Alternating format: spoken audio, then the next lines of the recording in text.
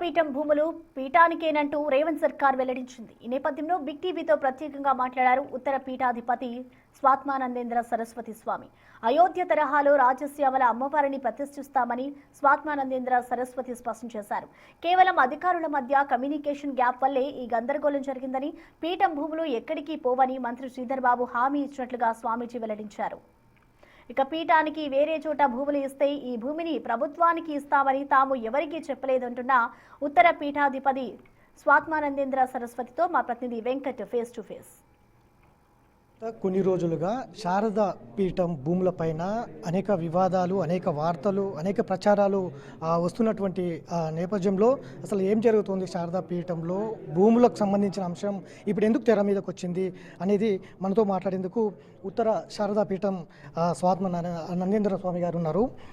స్వామీజీ, ఏంటి మంత్రి శ్రీధర్ బాబు వచ్చారు, ఏం చర్చించుకున్నారు ఈ భూములపైన? అంటే ముందుగా ప్రభుత్వానికి మా పీఠం తరపు నుంచి ధన్యవాదాలు, అదేవిధంగా అభినందనలు తెలియజేస్తున్నాం. ఎందుకంటే ఇది పీఠం కాదు, ముఖ్యంగా దేవాలయం, అమ్మవారి దేవాలయానికి ఎంతోమంది భక్తులు ఉన్నారు.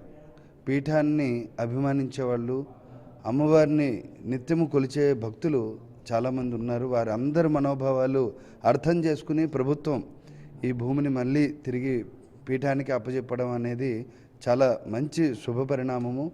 ఇంత త్వరగా నిర్ణయం తీసుకున్న ప్రభుత్వానికి, ముఖ్యమంత్రి రేవంత్ రెడ్డి గారికి, వారికి కూడా అభినందనలు తెలియజేస్తారు. ప్రభుత్వం భూములు తీసుకునేందుకు ప్రయత్నం చేసిందంటారా? అంటే ప్రభుత్వం భూములు తీసుకోవడం అనేది కాదు, ఇక్కడ మీ అందరికీ తెలిసిన విషయమే. ఏదో కమ్యూనికేషన్ గ్యాప్ ఉన్నది అని చెప్పి మంత్రి గారు చెప్పడం జరిగింది మీడియా ముఖంగా. వారు ఏమంటే ఏదో తెలియని ఒక సందిగ్ధతలో ఒక నిర్ణయం జరిగింది. అది ఎందువల్ల జరిగిందని అంటే అధికారులు కొంత సమాచారాన్ని సరిగ్గా ఇవ్వకపోవడం వల్ల జరిగింది. పీఠానికి వేరే చోట కేటాయిస్తామని చెప్పేసి చెప్పడం, ఇవన్నీ కూడా ఈ మీడియా ద్వారా మేము తెలుసుకున్నాం. ఇవన్నీ కూడా మంత్రి గారి ద్వారా వారు చెప్పే ప్రయత్నం చేశారు, క్లారిటీ ఇచ్చారు ప్రతి విషయానికి. ఈ భూమి పీఠానికే ఉంటుంది, ఇక్కడ అమ్మవారి దేవాలయం, మీరు ఏమైతే నిర్మాణాలు జరుపుకోవాలని అనుకుంటున్నారో అవన్నీ కూడా చేసుకోండి అని చెప్పి వారు తెలియజేయడం జరిగింది. ఈ భూములకు సంబంధించిన అంశంలో ఇంకొక చోట భూములు ఇస్తే ఈ భూములు ప్రభుత్వానికి అప్పచెప్తాం అనే అప్రోచ్ మీరు అధికారులతో కావచ్చు, మీరు కావచ్చు, లేదంటే మీ పీఠాధిపతి కావచ్చు, ఎవరైనా సరే పీఠానికి సంబంధించిన ఎవరైనా అప్రోచ్ అయ్యారా అధికారులతోటి? అంటే ఇది ఇంకా అప్రస్తుతం అయి ఉండొచ్చు. ఎందుకంటే ఈ వివాదం ఏదైతే ఉందో అది ముగింపు అయిపోయింది. ఈ భూమి పీఠానికే ఉంటుందని ప్రభుత్వమే మరలా తేల్చి చెప్పింది కాబట్టి దీనికి సమాధానం. ఎందుకంటే అధికారులు మిస్అండర్స్టాండింగ్ చేసుకున్నారు, గ్యాప్ వచ్చింది అని అంటున్నారు కాబట్టి అట్లా ఏమైనా జరిగాయి? ఎందుకంటే అనేక అంశాలు తెర మీదకి వచ్చినాయి ఈ 2-3 రోజుల్లో. అంటే వాస్తవం అండి, ఇదైతే నడిచింది. కానీ మేము ఎప్పుడు కూడా దేవాలయం, ఇది పీఠం వేరే ప్రాంతంలో చేస్తామని అంటే దానికి అంగీకరించే పరిస్థితి కాదు. ఎందుకంటే మీకు తెలియదు ఏముంది, ఇక్కడ అమ్మవారి దేవాలయం ఆల్రెడీ నిర్మాణం సగం పూర్తయింది, అమ్మవారి ప్రతిష్ఠ అయింది, ఇవన్నీ జరిగాయి. కాబట్టి ఇంకా మేమైతే దానికి లేదు, వాస్తవాన్ని తెలియజేశాము, అది వాళ్ళు ఒప్పుకున్నారు, అంగీకరించారు. అమ్మవారికి యోగ్యమైన భూములని అంటున్నారు. గతంలో మీరు అర్జీ పెట్టుకుంటే ఇచ్చారా, లేదంటే ప్రభుత్వము ఈ భూమిని గుర్తించి మీకు మీ పీఠానికి అప్పచెప్పిందా? అంటే భూములు ఎలా? అంటే లేదండి, ఇది గత ప్రభుత్వంలో మేము చాలా సంవత్సరాల క్రితం మేము తెలంగాణ రాష్ట్రంలో దేవాలయం నిర్మాణం చేయాలి అని మేము ఒక అర్జీ పెట్టడం జరిగింది.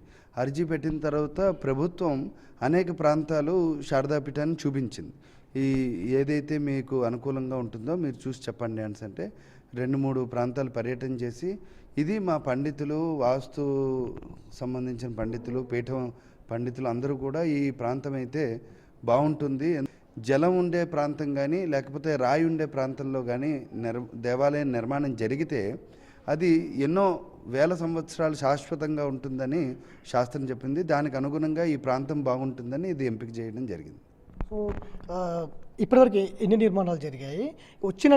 ఇప్పటివరకు వచ్చినటువంటి ప్రచారాలు కావచ్చు, అనేక రకాలుగా వచ్చినటువంటి అంశాలు కావచ్చు, ఏం చెప్తారు ప్రజలకి? ప్రజలు, ముఖ్యంగా భక్తులు అందరూ కూడా దీనికి ఎంతో సహకారాన్ని అందించారు. వారందరికీ కూడా ప్రభుత్వం దీని మీద స్పందించి పీఠానికి మళ్ళీ భూమిని తిరిగి ఇచ్చింది. మీరందరూ కూడా మీడియా ద్వారా తెలుసుకుని ఆనందపడతారని చెప్పి తెలియజేస్తూ, ముఖ్యంగా ఈ ప్రాంతంలో మేము నిర్మాణాలు చేపట్టేది ఒకటి అమ్మవారి దేవాలయం, గోశాల, యజ్ఞశాల, అదేవిధంగా భక్తులు వచ్చే వాళ్ళందరికీ కూడా వసతి, అలాగే విధంగా వారికి భోజన ప్రసాదాన్ని అందించే దానికోసం హాళ్ళు ఇవన్నీ కూడా నిర్మాణం జరుగుతాయి.